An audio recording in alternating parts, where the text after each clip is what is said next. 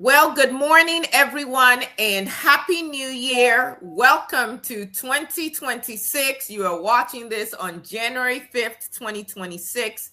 It's our very first episode of this new year, and I am incredibly humbled and honored and excited to bring back to you the person who broke the bank, broke the internet when we interviewed him in 2025, and rightfully so, because the man I'm about to introduce to you again is someone who is single-handedly changing how we look at Black economic independence. He is starting in Ghana, but it is a message that is spreading. And although I am here in Texas, in the United States of America, his message is a message that I want us here in Texas to hear.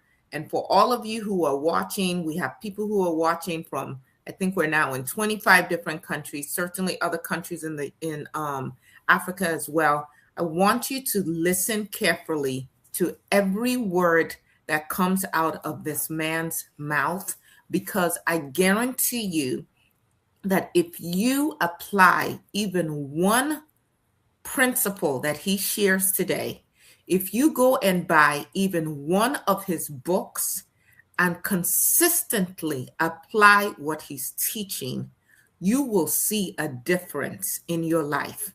Let me tell you, I interviewed him in January of 2025.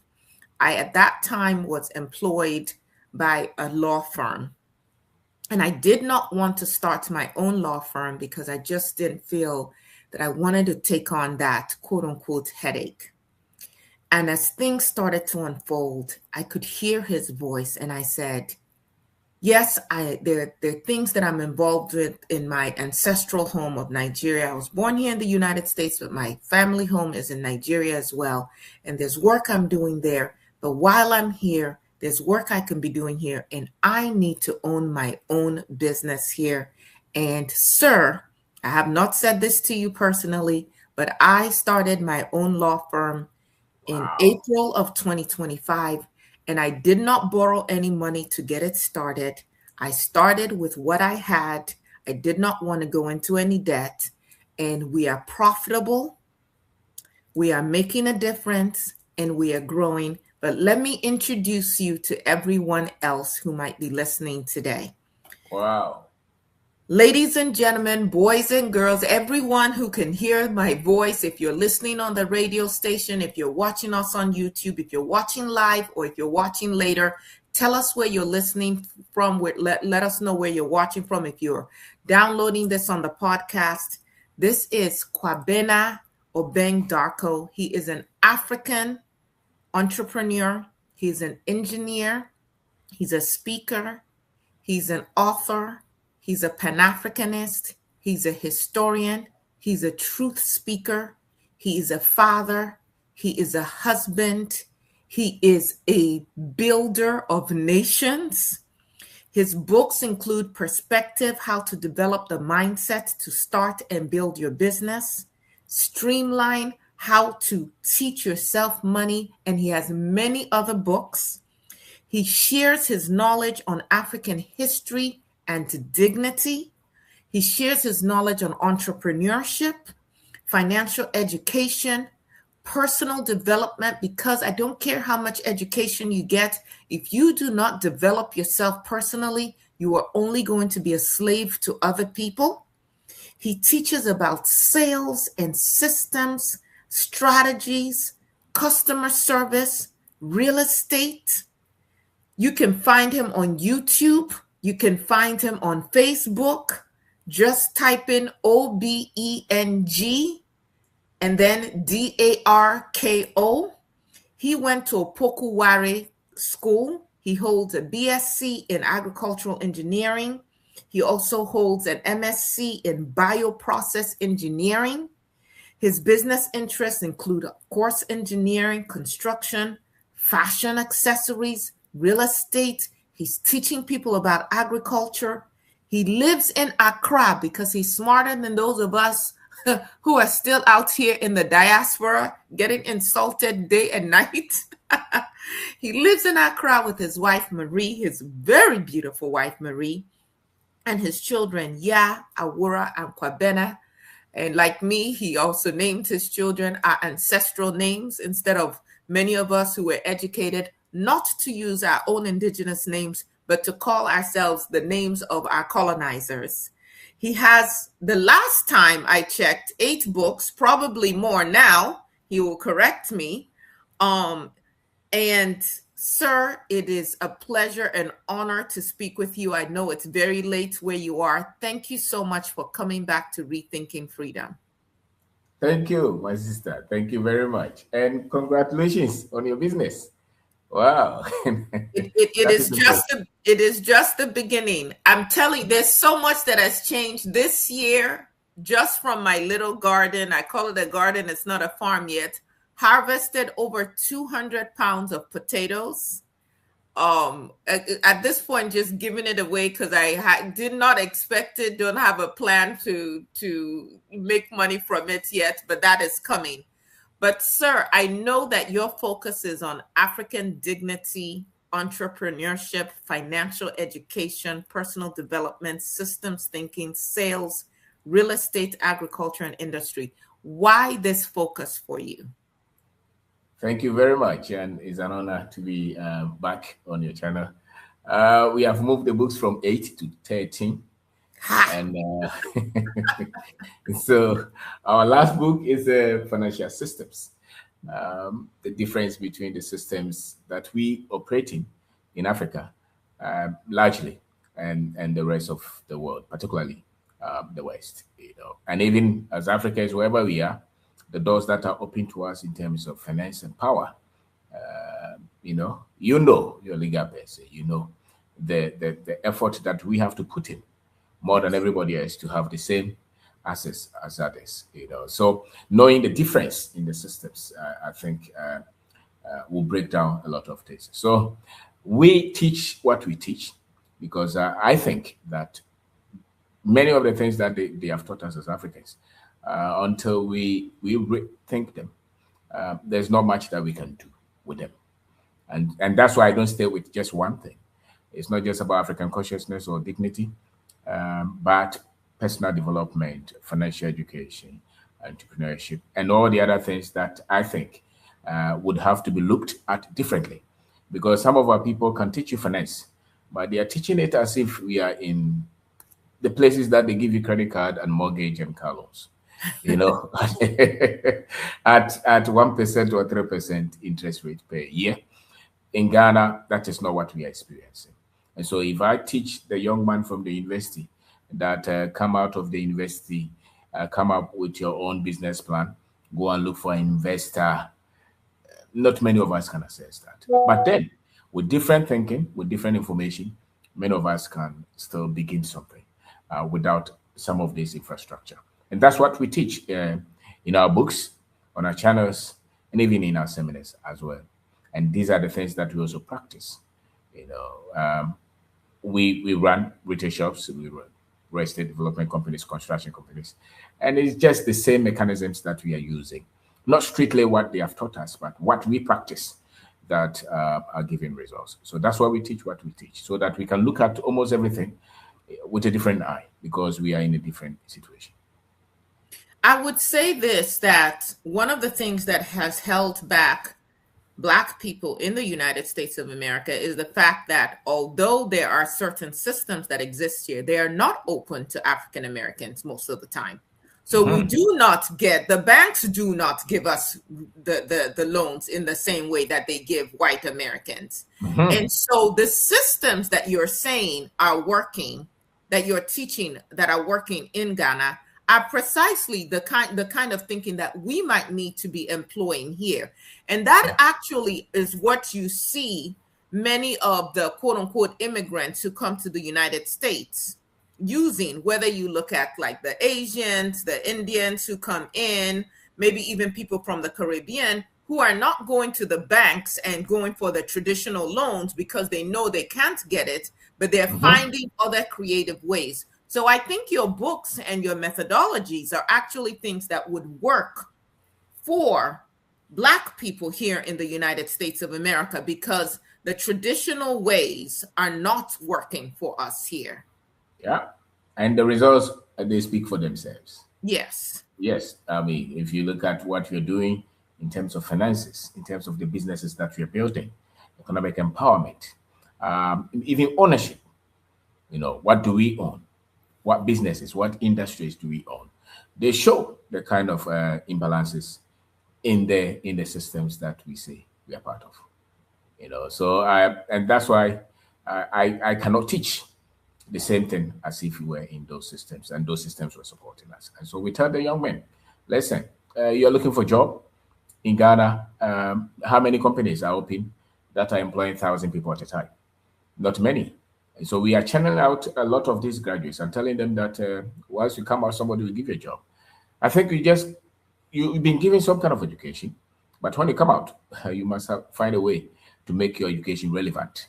And that will mean that being able to think on your feet to find problems to solve for economic value.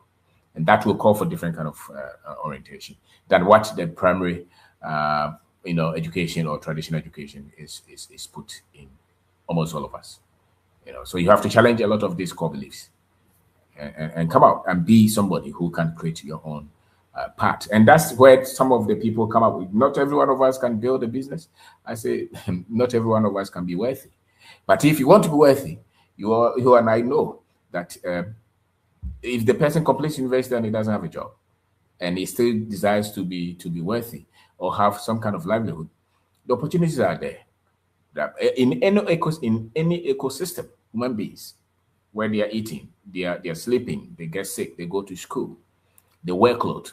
That is where these are things that human beings need, and wherever human beings need something, there is an opportunity for somebody to become somebody. So I say that there are opportunities everywhere. It's just the eyes that we have to retrain them, so that our university people, especially, can look at the problems in their society and solve them without being without putting themselves above the level of solutions that they have to offer. Because when you complete university and they say that go and let's say produce okra on the farm, you may say that no, I deserve to wear suit and tie, sit in a bank in an air condition and be paid maybe 2,000, 3,000 cities. Meanwhile, your friend who didn't complete university at the SS level have workers working for him on the farm. So if you want to create wealth, which of you will be worthy? Or which of you would have wealth? It's the one who is offering economic value. So it's not just your degree, but it's the economic value that you're able to create. And that will mean that getting to the ground and looking at the problems in the society and solving them without being shy, especially at the beginning. So I noted that just a few days ago that you had a financial growth seminar, and I was looking at some of the pictures from that seminar. They looked like pictures that you would see from some kind of church revival. Those are usually where you see that number of people in an African setting. Either that or a celebrity showed up to give a concert or something. There were that many people there. The only difference is that people had pen and paper and they were, raptured, they really rapt attention. Um, what is this hunger, and what are some of the lessons that you were imparting to the attendees of that seminar that you can Wow. share with our audience? Okay, so we normally have online seminars, and we'll be having a lot of them, and we do in-person seminars. So what you saw, financial growth seminar, was the last one in 2026, and no, 2025. And the unique thing about what we actually speak in P, we don't speak in English largely. Yes, Wow. So you yeah, are teaching the seminars in the yes. indigenous language, Language, yeah, one of the making it major languages. accessible to everybody. Yes, because the target is if you're not able to change the fundamentals, the people on the street, the people in the market, the people who are doing business, that's the only way that they can make livelihood. And many of them probably may not have higher education. Um, and you go there to speak English, what are you communicating? So we speak the language that I think the people can pick and understand, and then we speak in examples in the culture. So the examples that we are using are in the culture. So we are teaching these things in our language. If I may, that's very interesting that you said that. I'm because I know that you study our culture and our history. You know, there's a writer who unfortunately recently made his transition, Ngugi wa Thiong'o, who Yeah. argued strongly for us reclaiming our languages and actually went back to writing his books originally in our own native tongues, and then they can be translated in other languages. So you are actually teaching the people in their first tongue. Yes. Hmm. You see, the way to get the people to think logically and to think to be creative is the language that they were brought up in, the first language. People, I'm speaking English, but I'm translating in my head. Yes. I'm actually speaking P to you, but it's coming out as English. If you have to teach me anything, you have to teach me a language before you teach me whatever you're teaching me, it's received. And so the right import of what you're trying to give me will not be direct. And that's why we see significant improvement in the way the market woman is applying what we are saying, the way the doctor, the lawyer, the professor, the tractor driver, the taxi driver is applying what we are saying, because it's in the language that they don't have to struggle to explain to themselves. And the examples are in the culture. And I think that all African countries must have that, because the 80%, so-called 80% bottom. Because really, if you come to Ghana, how many people have degree? And the language of commerce in our country is not so-called English. Because and maybe 80 or more percent of the businesses in our country, whether they are registered or not, they are not registered, are run by these people that we say didn't go to school. So that's where the force is. Yes. So if you want to communicate with them and you speak English, you're not communicating with anybody, largely. People can put up the argument, but that's not it, because we see the results. You see, 27th December, there were a lot of music programs throughout December in Ghana, big ones. But people still found time to come to our business and finance seminar. Why? Because of the value that they gain. The value. And you can see the confidence, you can see the light in their eyes. Why? Because everybody wants to be counted.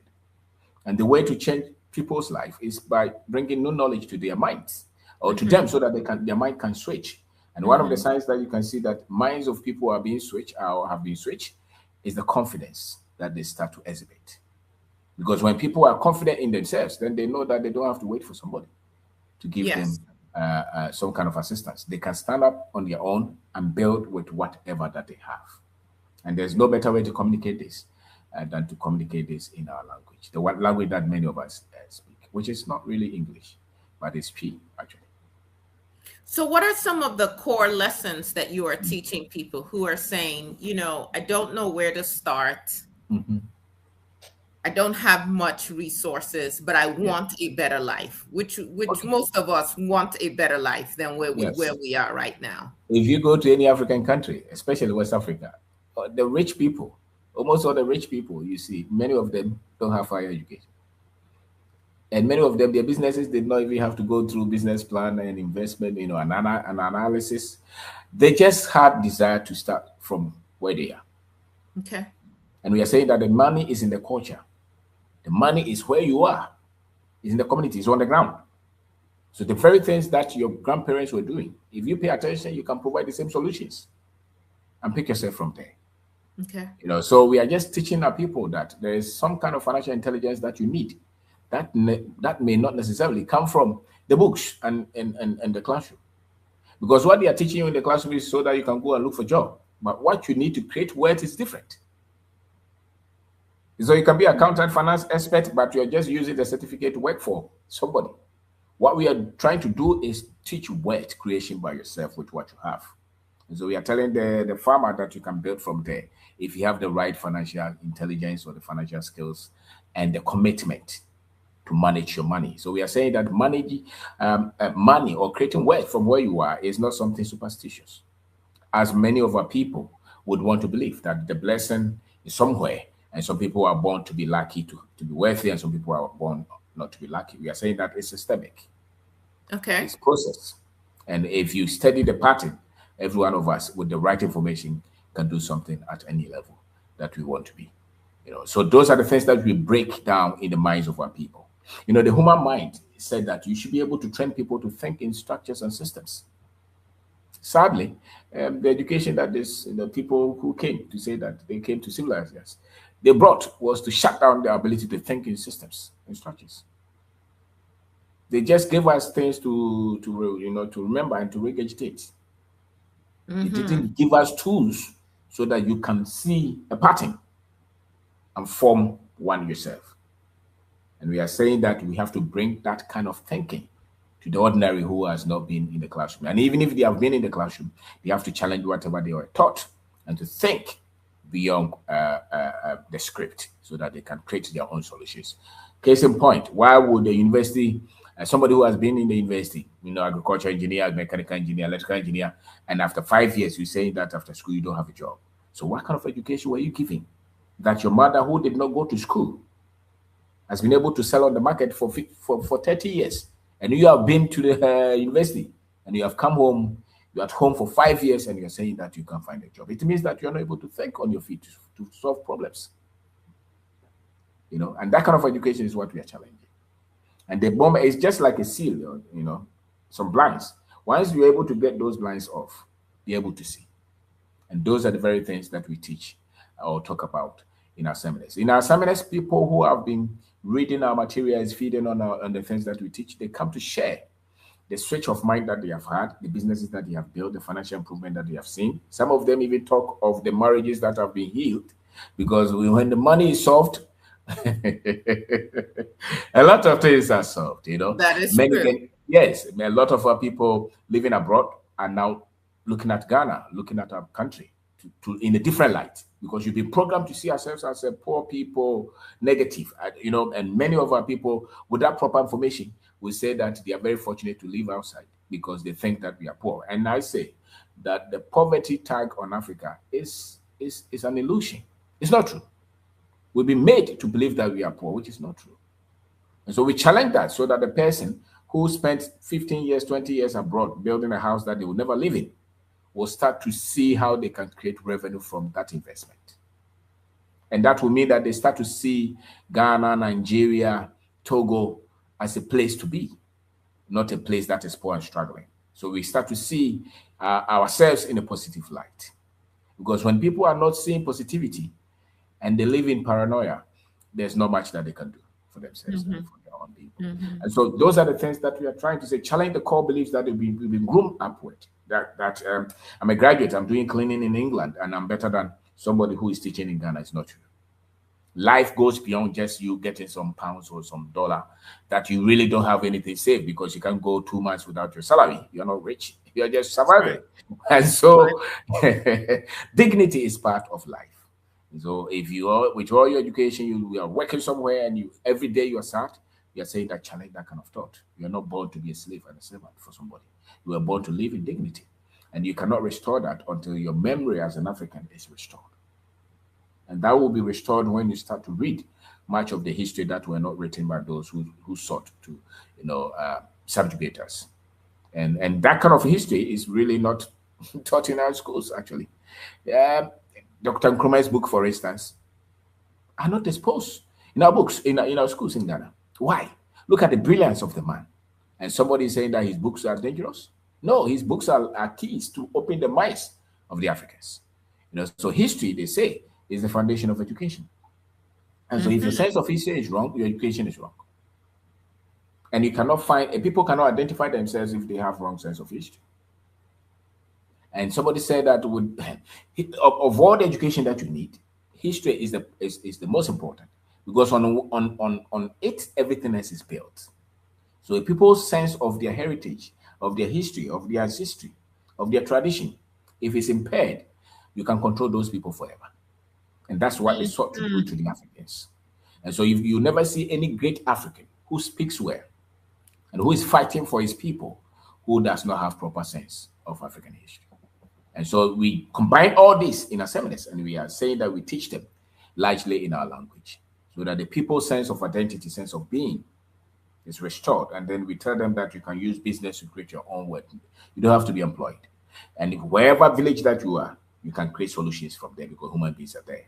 And then with proper financial information, you can organize your finances. You can think in systems and you can build wealth from any industry at all. So it doesn't matter the level of your education, you can educate yourself. Because really the education that you need to face life is not in any classroom. There's no one course anywhere that is enough to bring the best in any human being. And so that's why we teach personal development, personal growth. And once you're able to put all these things together, you see that life is not that frustrating at all. And I think it's fulfilling because one significant thing that you see a lot of them say is that I doubted myself, but now I'm bold. I've had lecturers, professors, some of them working some of these multinationals. They tell you that, Obey, when I started watching your videos, some of them living in where you are. Now I go to meetings and I'm able to speak up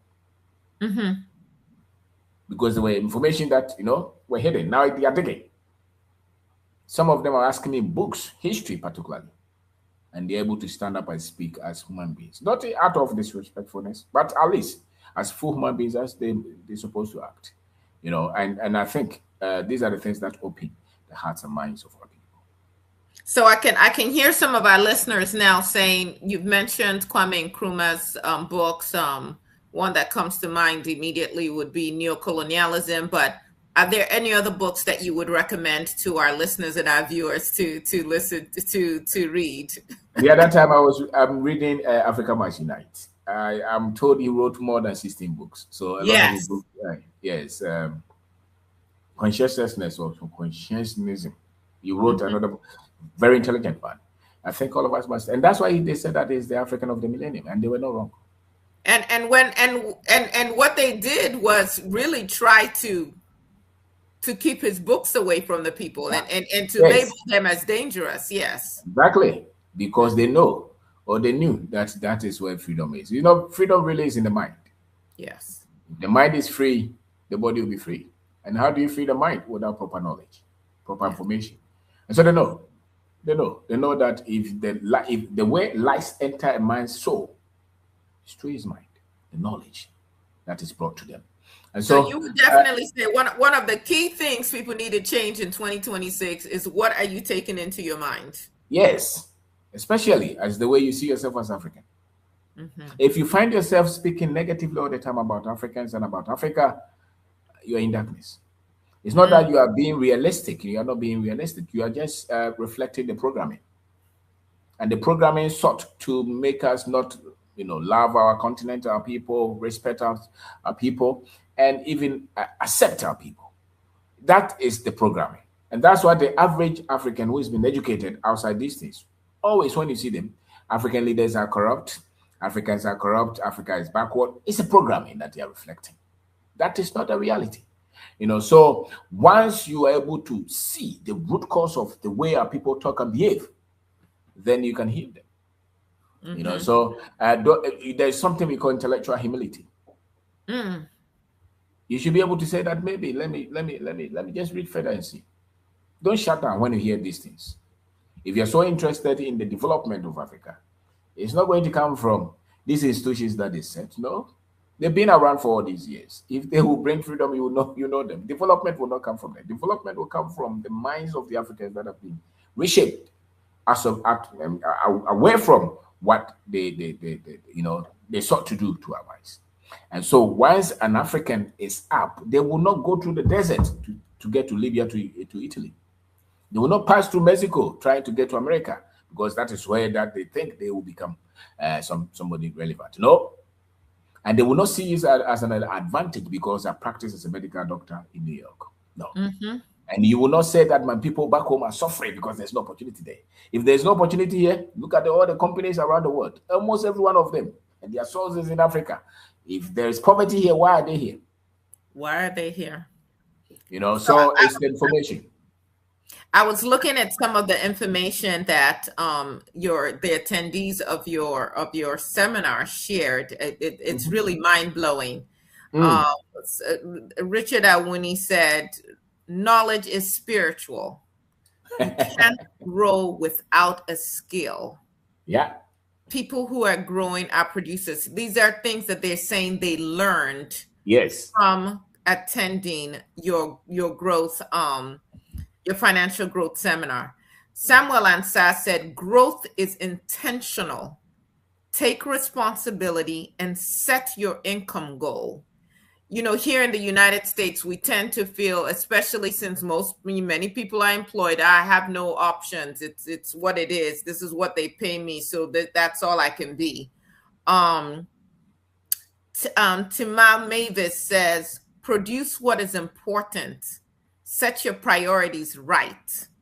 Growth will make you fulfilled, focused, productive, and make sure you're constantly learning. Wow. Dream and take action. Someone else said growth is systematic. Someone else said, I noticed we did not spend time, a lot of time praying.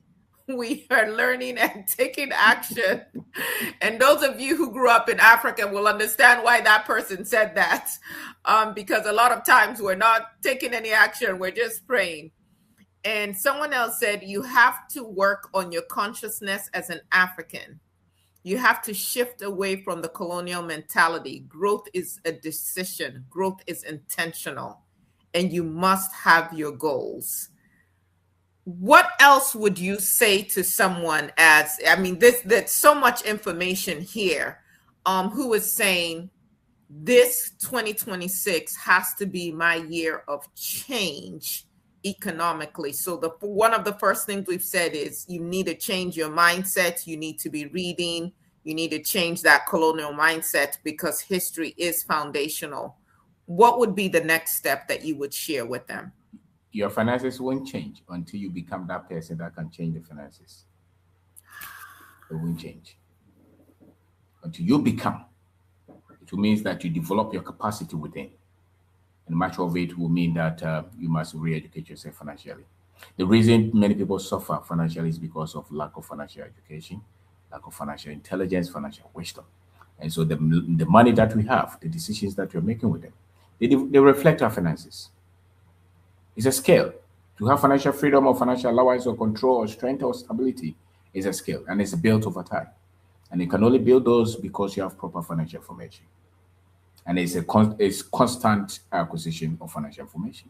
Just as you eat all your life, you must have proper financial or proper information all your life. There's no place for rest.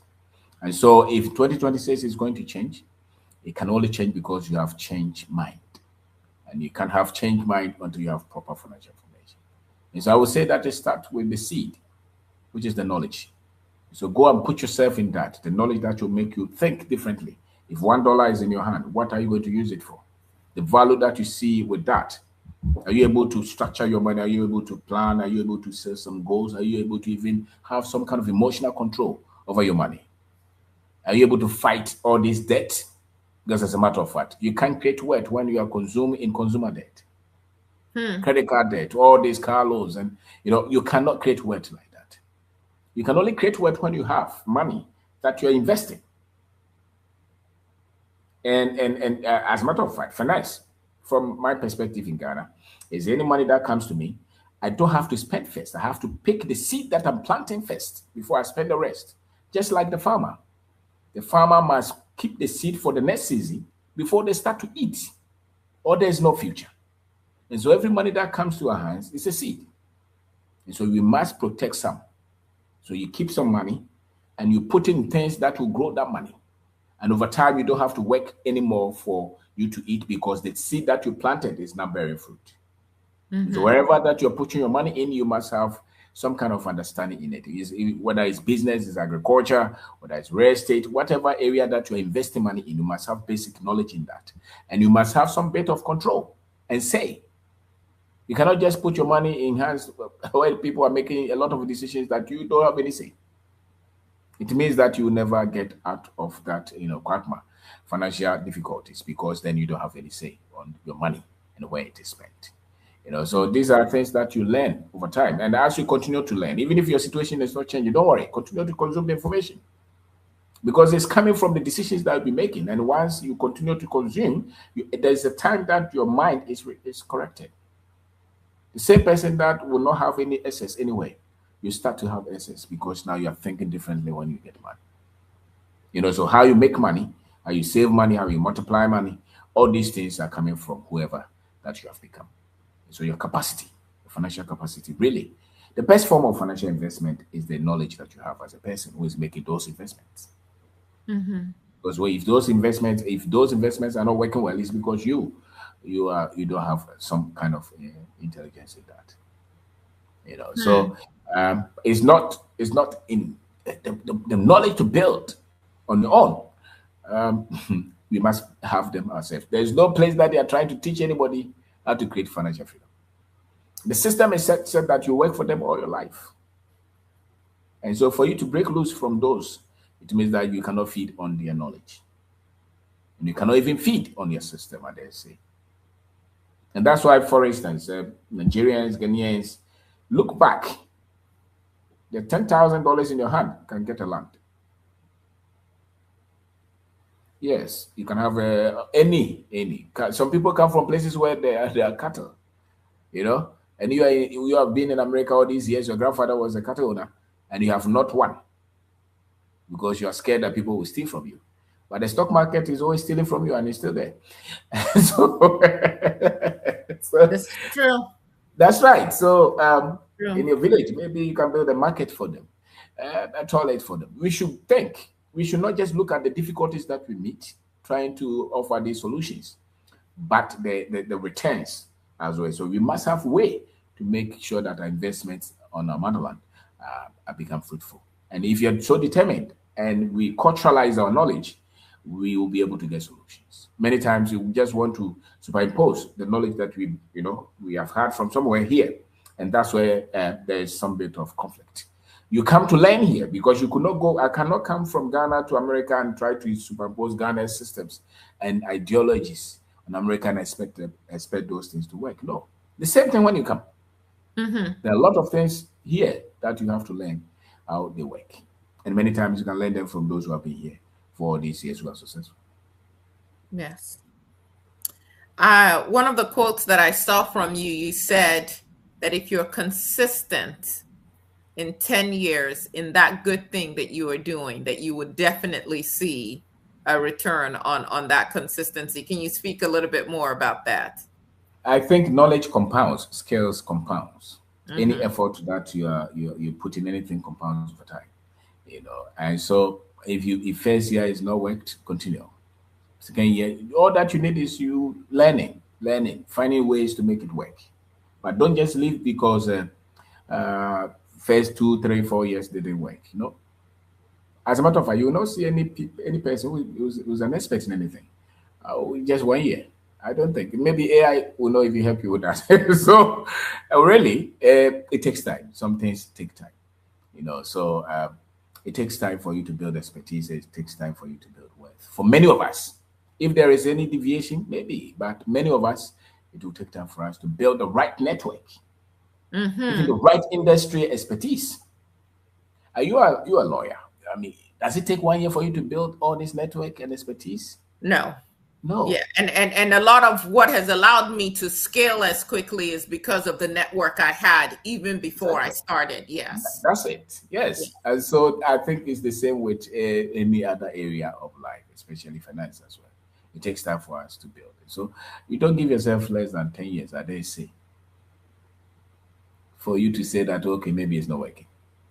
But I also know that many of us, if you're malleable and you stay with anything, any dream that is worthy, they work eventually. Okay. They work.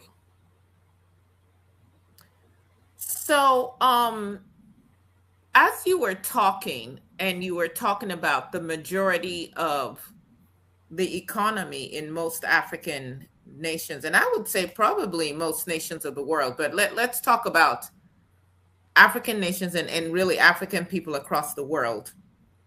It's not, we're not participating in the banking, the financial institutions, the IMF, all of that. And yet, when you look at the amount of the percentage of the GDP of our nations that is used to service debt that we're getting from these IMF loans, from these World Bank loans. I'm concerned that so much of our resources are being spent on projects that apparently are not really trickling down and assisting the average person in our countries. From your viewpoint, how do we even begin to address this? Uh, Because the work you're doing is getting to the grassroots, which is really, these are the ones holding up the economy. And yet, we are being saddled with debt for these major projects, roads, things like that, that are really designed to extract our resources and send them out.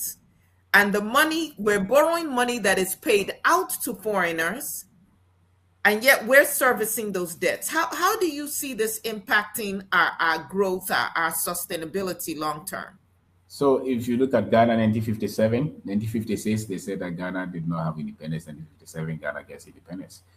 And the structure, whether it's the laws that they're using, the constitution, the education, the religion, everything is not really designed by the Ghanaians themselves. And I think it's the same with other African countries. A day before the independence, after the independence, because these structures, these institutions and these countries that were part of this colonization have never sought to leave. They only changed their method. So I don't think that they really left Africans alone. I think that we're just in a different form of controls. And some of these institutions that you mentioned, that is their duty anyway. And so when the same people who are trying to keep you at this level are trying to, the ones that are marking you, I don't think that they will ever say that this country is not doing well, not the African ones. So I think that the more we put the light on the masses, because that's where the problem is. The guys that they have trained, the Kenyan that went to Yale, Harvard, who has come back and says that he knows how to create an economy to make us free. You know that the things that they were taught there, they cannot use those things to build a nation, that to free many of our people, because they just follow the same path anyway. And Yes. if that were not true, then they should have been able to do it. And it's not because they are so much unintelligent or corrupt. It's because of the systems and structures that they meet. These are not excuses. These are the realities. How do you judge a whole country, Ghana? They say that this is the size of the economy. And then you pick one company from these countries, is 10 times the size of the whole economy. How much is the debt that we even work on?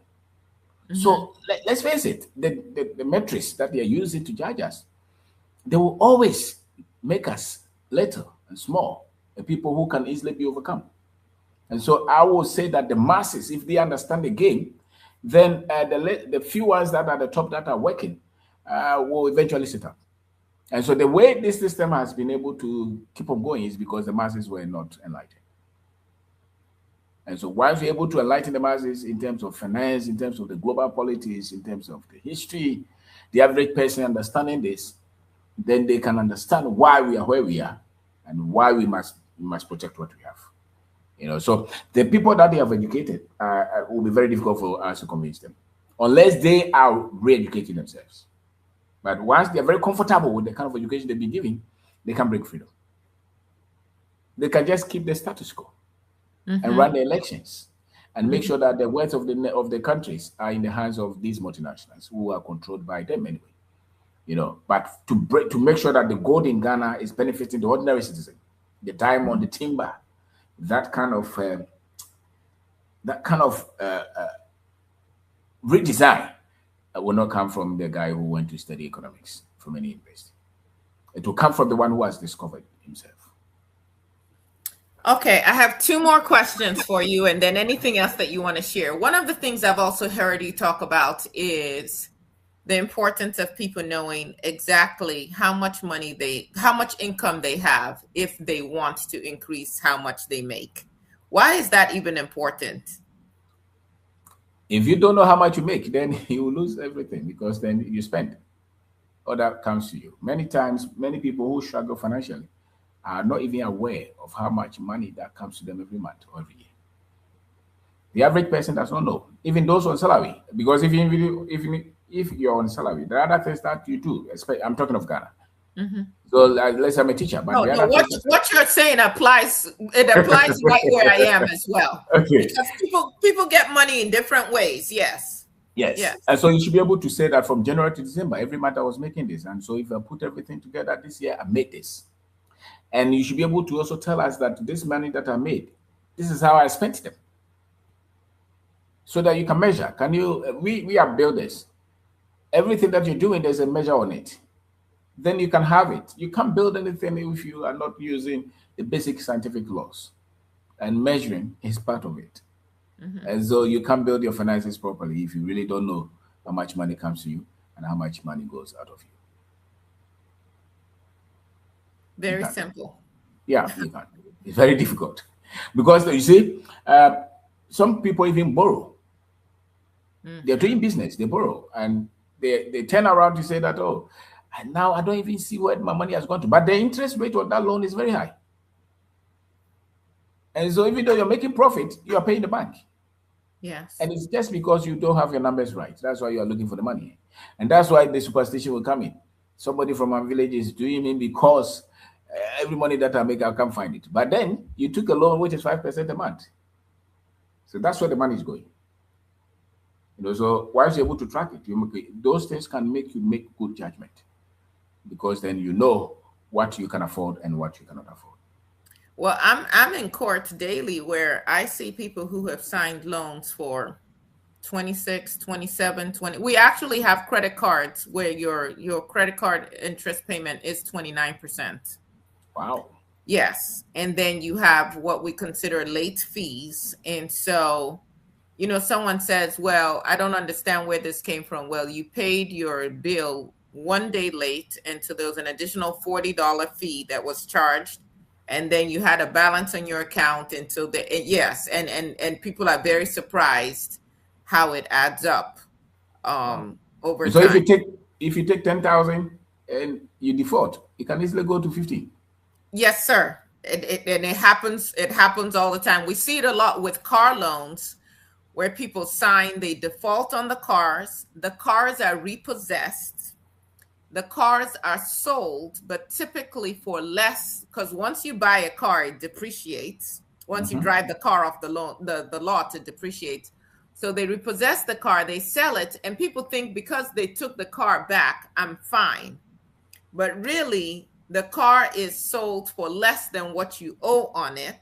So you still owe. You still owe, and then the interest on it, and then they charge you a repossession fee and the cleaning fee and everything. And people come like, they have the car. Why do I still owe 15,000? Why do I still owe 20,000? Yes. And legally you sign the documents and you have to pay. Wow. Or in your yes. And so people do need to pay attention to that.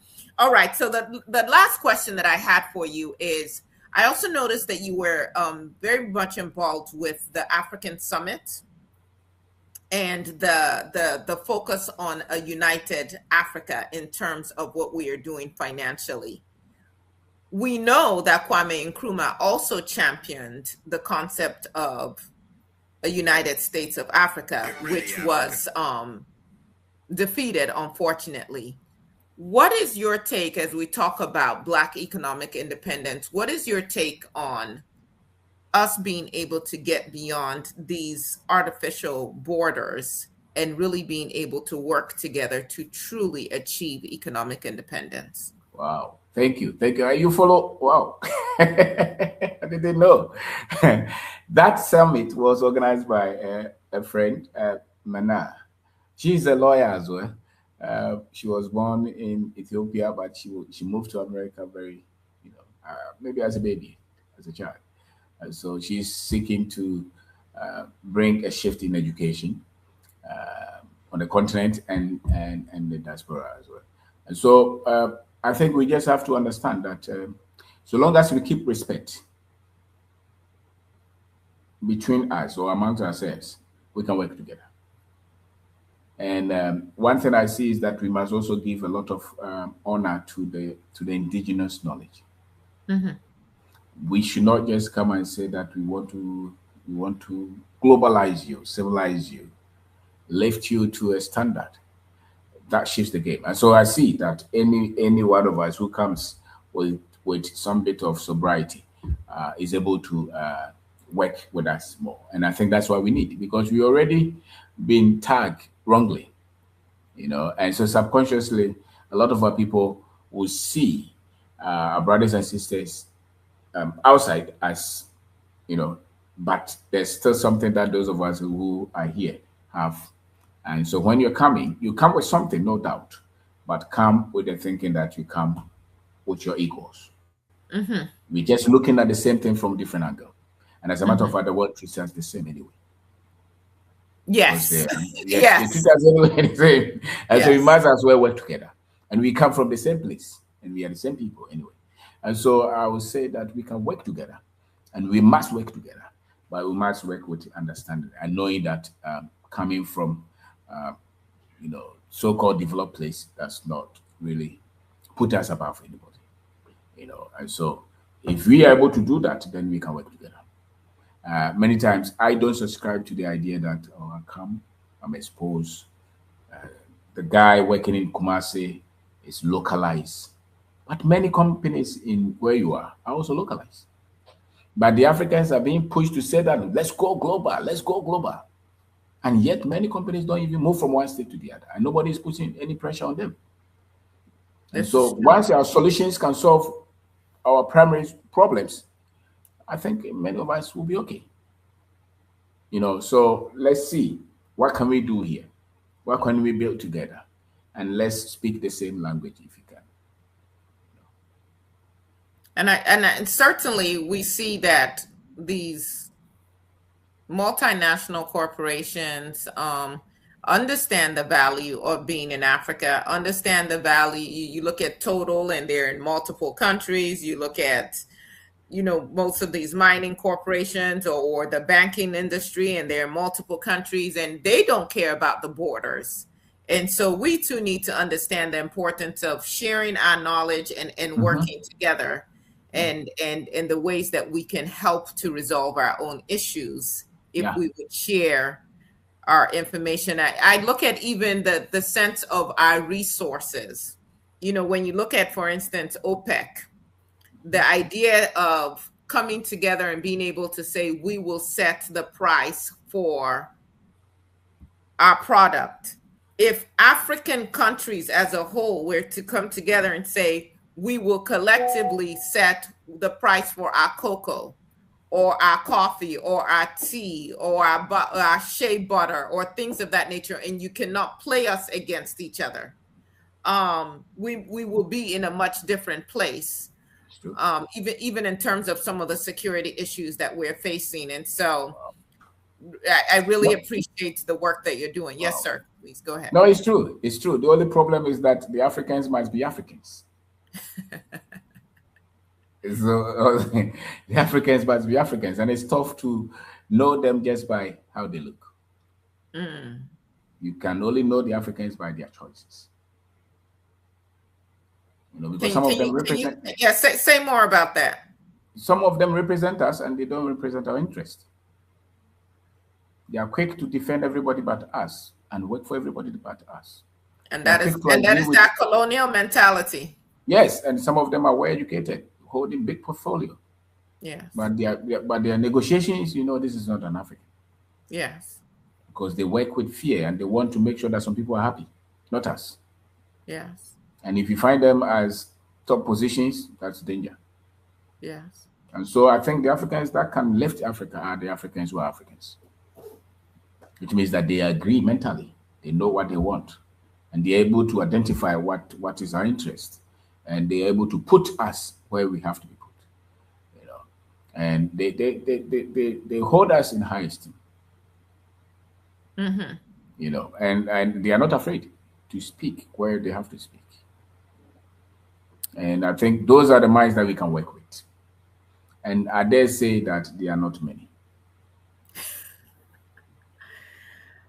That is unfortunate, but you are changing that because, again, just reading from the testimonials from people. I saw a teacher who said they are now harvesting rice. I saw another young man who said, I now have a 4-acre plantain farm, a 2-acre Yeah. coconut farm, and an orange farm. I Hey. started a small spare parts shop, Yes. and sales has improved from 130,000 to 310,000 in 2 years, which means Hey. he's also employing people. Yeah. I worked with a young man who has an engineering degree in Nigeria. He was working as a police officer because he could not find a job in his field. And he told me he has great welding skills, and he wanted to open up a shop, but he did not have the resources. And he said, I've been, saving my salary and buying a few tools here and there. And he contacted me at one point and he said, I have the one major thing he needed because of the electricity issues in Nigeria, it was a generator. And he had found a generator that someone needed to sell very quickly for a really great price, but he didn't have the money. And I said, I will give you the money. I'm not asking for anything in return or anything. And I did not think anything about it after I gave him that money. About maybe 2 years later, I went for my mother's celebration of her 80th birthday. He found me and he said, I want you to know that for the first time, I'm not begging anybody for school fees, for those of you in America, for tuition for his children. As you said, marriages change when money is good. He said, my wife is doing great. And he said he now takes on apprentices and he does not charge them. And he Wow. tells them, somebody invested in me for free, Wow. and I'm investing in you as well. And he said he has so much work, he has opened another welding shop. And one of his Wow. apprentices is now running that shop. And Wow. so there is a lot of opportunity, but we have to believe in ourselves. We have to make those investments and stop this conspicuous consumption that we do so much of. Always buying and consuming instead of building and solving our own problems. But I see so many of the testimonials from the lives that you are changing, and I know that it is only going to continue to spread. So I thank you for the work that you're doing. So for those who are listening who are saying, how can I get involved with your seminars? How can I attend? How can I get copies of your book? How do they plug into you? How can they find you? Wow. Thank you. Thank you. Thank you. Yeah. This is sales systems. I don't think you have, and this is real estate. And let me see. This is the financial systems that we're talking about. Books are on Amazon. Okay.